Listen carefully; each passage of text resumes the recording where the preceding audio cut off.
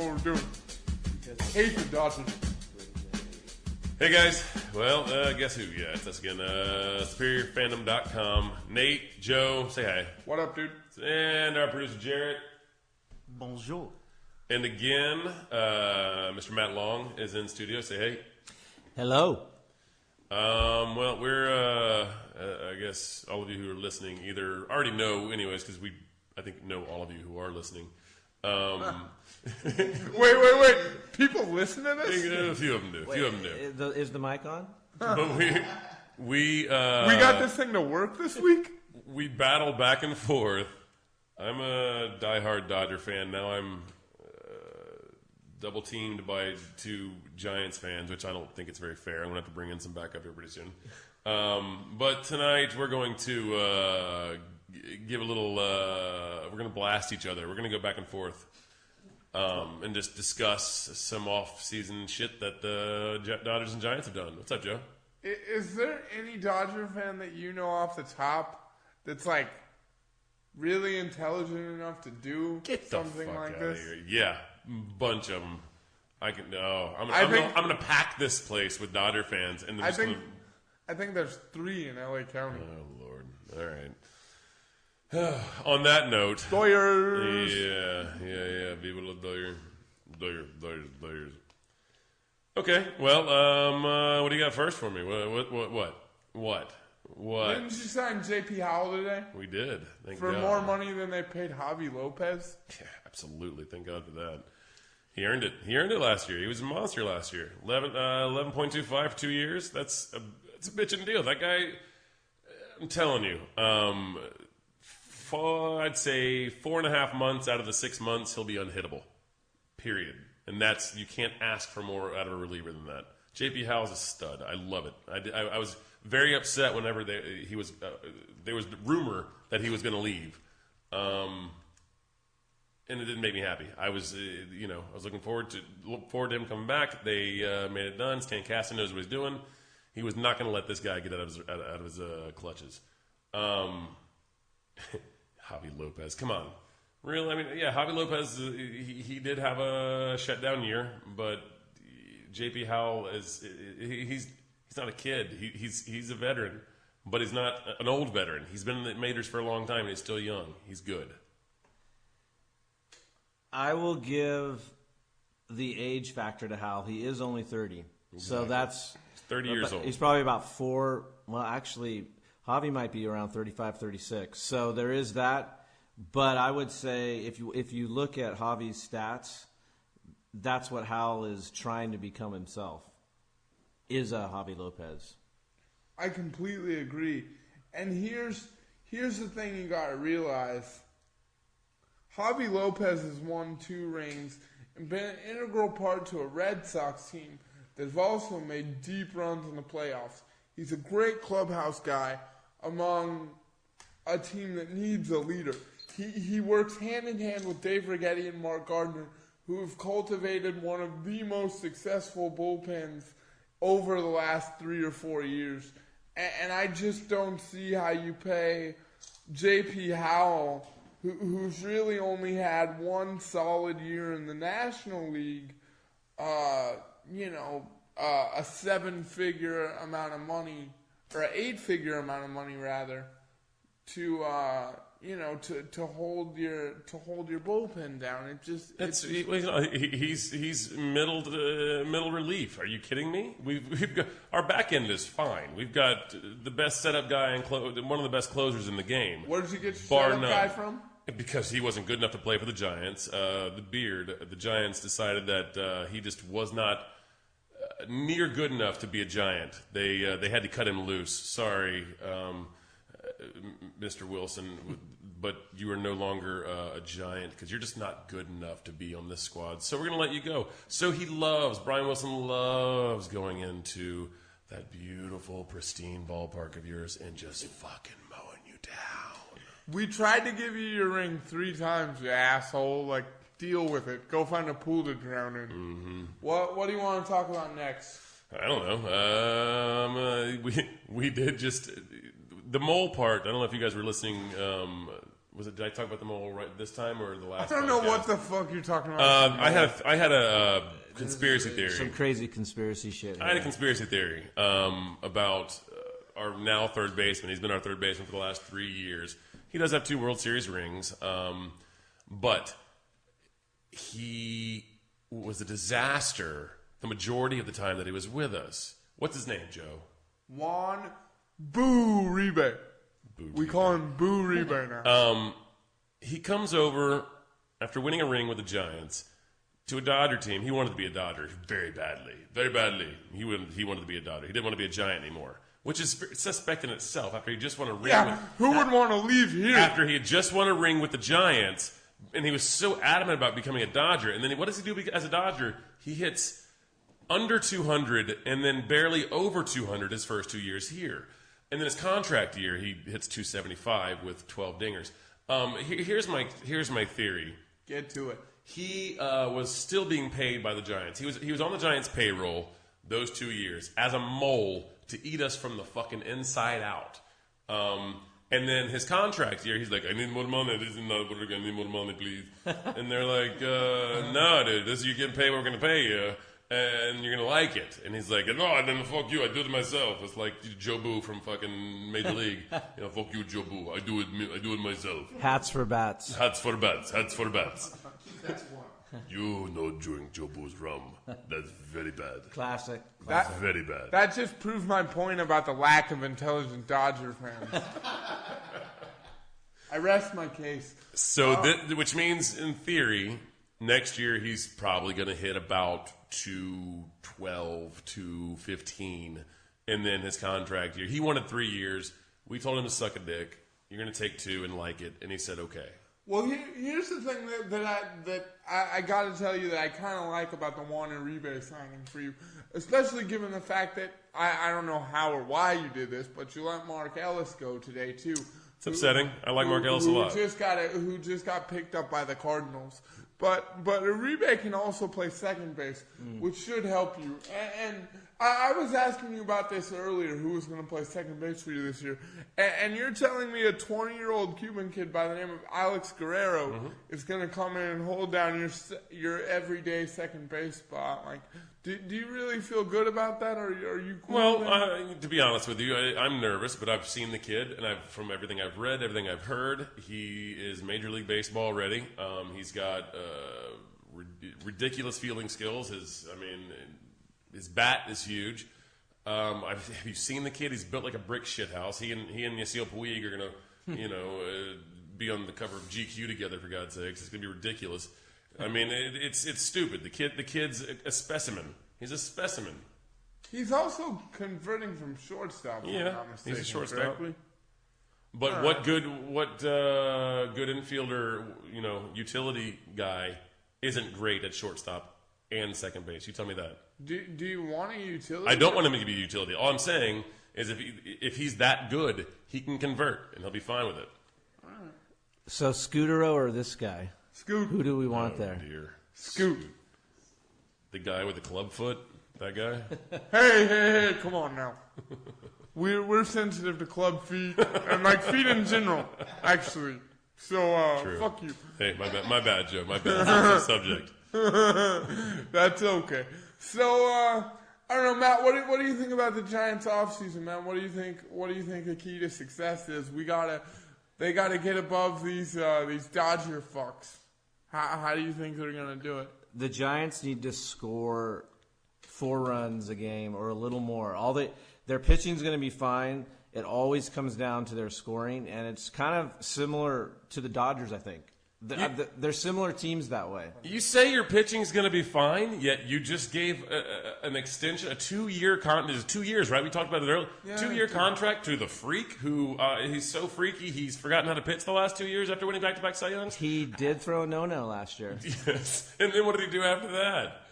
Well, he got pulled in the second for giving up 11 hits and like 8 runs. I mean, the guy's come on. The second half of the season last year, Tim Lincecum had an ERA in the 3s.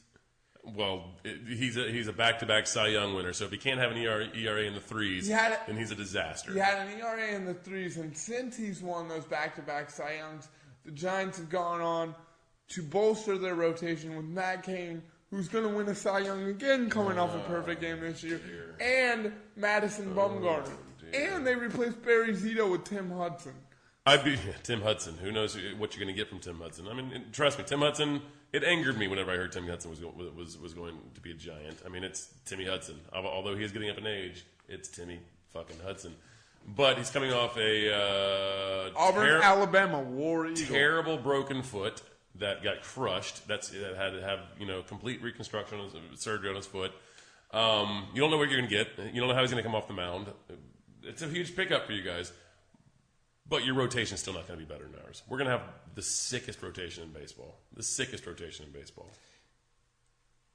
Number 1 and number 2 for sure. I mean, that's a tough thing to match. But if we go deep all the way to Vogelsong at number 5, and then if you have Timmy Hudson at number 4, Timmy Lincecum at 3, you have Mad Bum at 2, and then the ace Matt Cain. The ace Matt Cain. I think he was your ace last year. He had it off his first off year. Really, would you say that, Joe? In a way, so. I think everybody on the Giants had a bad year last year. As terrible as it was, as it is lovely to say, watch. It was. I think everybody had a bad year. The thing that I really like about how our team is constructed, in particular our pitching staff, is it's comprised of a bunch of winners that don't get arm injuries. And it's wonderful to know that every 5 days... knock on some wood. We have Dave Righetti. Mm-hmm. We have Dave Righetti. We have Mark Garner. We have Dave Greshner. They take amazing care of our guys. That's going to continue. I think coming off of 2 World Series in 3 years...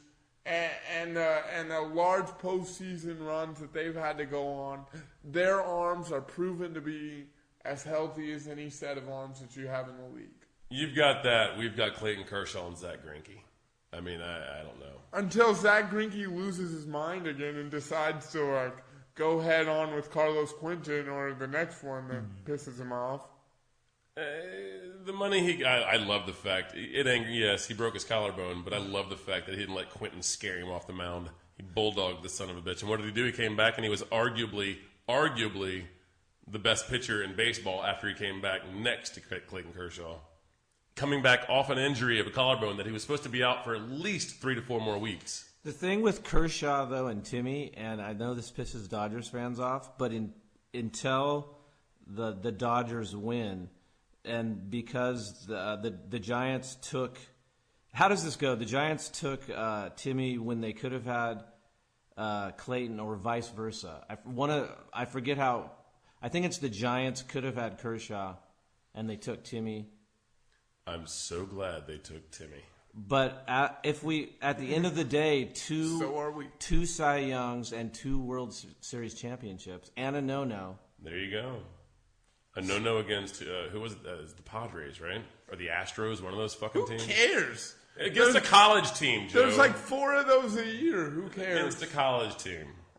When's the last time the Dodgers had a no-hitter? It's been a while. Did you even live in L.A. Was it Fernando? Oh, no, probably... no, it was not Fernando. Hershiser, maybe? Or no?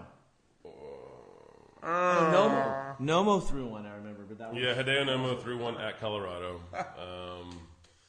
That was our last one, I believe. So, I'll have to look it up. The back end of that rotation, though, you guys picked up Dan Herron. Are you cool with that? Yeah, we've talked about that. I love that. What do we have to lose? He's coming home to L.A. He's going to be comfortable. He's a 3-time All-Star, for God's sakes. I mean, we got him for 1 year with incentives, $10 million. If you have it, do it. Why not? That's great. Chad Billingsley's coming off of Tommy John as well. If we get a Chad Billingsley back healthy with those tree trunk legs, and him throwing back up 94, 95 miles an hour on our back end, you guys are fucked. You mean he's not going to have elbow chips for like the 7th year in a row? He just had surgery, Joe. Must I repeat myself? Well, didn't he just have surgery once before? No, he did not. He had, and then once before that. No. And then maybe one more time before that. Oh, Jesus Christ! If Kemp comes back healthy, what does their outfield look like, though?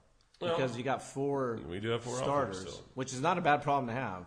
And 4 stellar starters. Yeah. Carl Crawford, maybe. Well, I wouldn't be upset to see CC go out of that group. Except he's a good leadoff man, or pretty good leadoff man. I think he's above average leadoff guy. Back when he was doing steroids at Tampa Bay, he was a lot better. But now he can't play every day because he's too injury prone. That's my problem with Carl Crawford.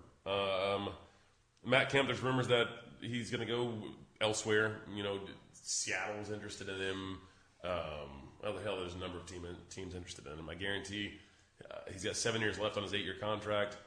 Dodgers will have to eat a giant chunk of that. But if they do, and they're willing to, we could get a massive package for Matt Kemp. Massive package. I'm not saying I want to see him go, but do you think that's the beginnings of what you need to put together to make a run at David Price? Possibly, because we've been going after David. Like we are gunning for David Price. Us and Seattle have been the only 2 teams I've really heard that are gunning for David Price. Who knows? The Rays might actually bite the bullet and try and keep him, but they don't have the money to keep him really, because David Price is going to garnish a huge paycheck. So I think that would be an interesting. I think that would be an interesting trade. Matt Kemp and or Andre Ethier with the Dodgers. There's no way we would give both of those guys up for David or Price. I apologize. Or Andre Ethier. If the Dodgers take a chunk of money for David Price, like I wonder what that would look like. It'd be interesting. Yeah. That would be pretty scary, actually. That's completely doable within you the had Dodgers. you had David Price and Tanaka to our rotation. What's up? That would be trippy.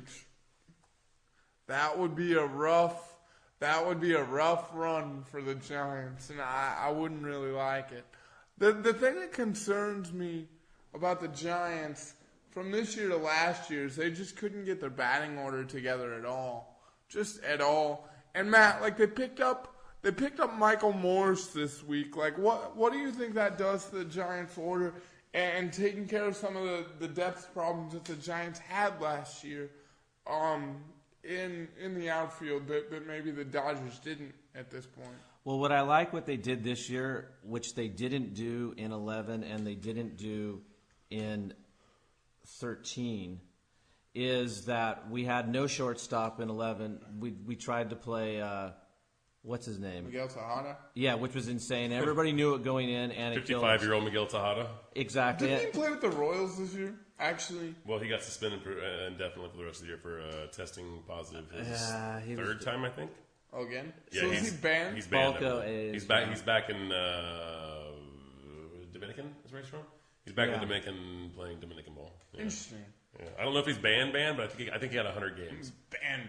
Yeah. And then last year, the Giants went into the season knowing they had a horrible left field with the platoon with Blanco and Torres. So this year they've solved that problem by getting Morse. And I think if he can hit 15 home runs, drive in 60 runs, which is really lowballing him, that would be so much better than we had last year, and I think would put the Giants over the top. Here's the thing about the Giants. Like I don't argue statistically that he needs to produce those numbers. I think that's absolutely right. But what I think is going to be crucial to his success is where he hits in that lineup. I think you got to put him down more toward the bottom of the lineup, somewhere in the 8th hole, I would think. You guys are both assuming that Matt Morse is going to come back healthy and crushing. Sorry, Mike Morse. I apologize. Come back crushing long balls again, looking pretty and all just impressing the ladies with the long ball. I think you're both jaded. Actually, no, I don't necessarily think that it's just given. And he's an average left fielder. He's not very fast. Completely. I don't anticipate that he is going to just come back and woo the world. Okay? But what Mike Morse does, no matter where you hit him in the lineup, is he adds an element of depth to the Giants, like Matt was saying, that wasn't there last year. Even if he does get hurt, it's another guy that we have before we have to commit to Gregor Blanco being the everyday center fielder and leadoff man.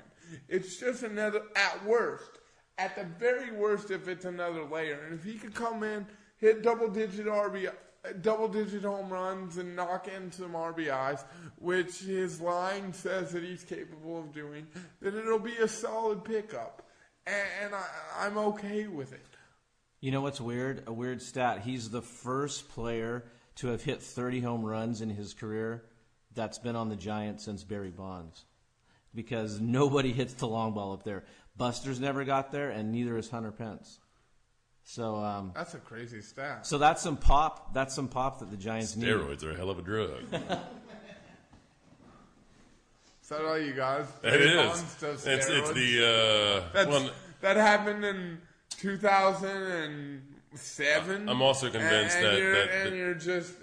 I'm also convinced that the Giants have their own wing of the stadium that it says medic on the door, and it's just guys go in there and just juice out of their freaking gourds.